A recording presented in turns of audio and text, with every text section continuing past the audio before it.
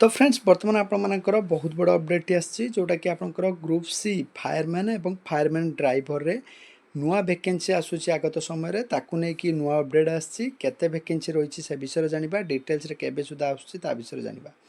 तो ये नोटिस टी आप director of fire emergency service home guard civil defence तरफ आप देखिपारे ओडिशा रे एथिरे आपण मानकर स्टेशन ऑफिसर रे ग्रुप बी रे 165 स्ट्रेंथ अच्छी 51 गोटी खाली पड़ी जो थे आपर ऑलरेडी रिक्वेशन सेंड हो सारी 47टा पोस्ट रे।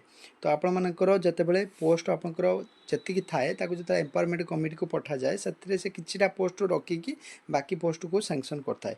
तो ये 51 पोस्ट रु 47टा पोस्ट आपंकर अनुमोदन मिली जोटा रिक्वेशन सेंड करा जायछि रिक्रुटमेंट एजेंसी को।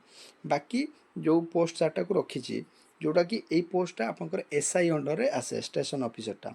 तापरे फायर फाइटर ग्रुप सी जोटा कि 3832 स्ट्रेंथ अच्छी 317 गोटे वैकेंसी आपंकर खाली पड़ी बर्तमान सुधा जोटा आपण मानकर फायरमैन ले।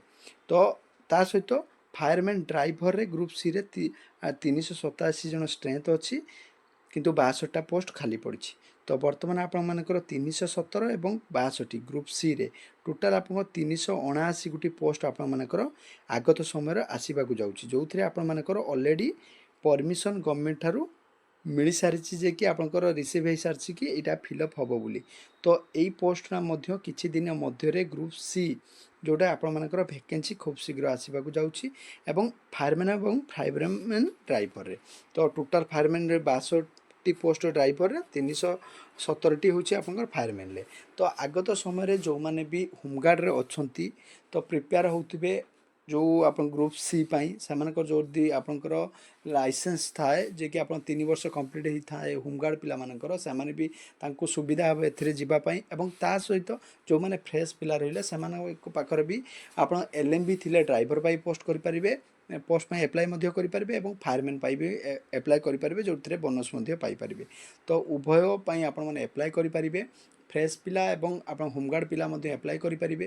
तो खूब शीघ्र ये वैकेंसी 2026 भितर आसबार अच्छी एवं यही जो वैकेंसीटा ऑलरेडी रिक्वेशन सेंड हो सारी एवं परमिशन मिल सारा आपण मानकर वैकेंसी आउट हम बोली। तो 2026 भितर ग्रुप सी रो फायरमैन और फायरमैन ड्राइवर वैकेंसी आपको देखा मिल जाए। ये लेटर टी मुझे टेलीग्राम रे प्रोवाइड कर दूसरी टेलीग्राम लिंक डिस्क्रिप्शन बॉक्स रही।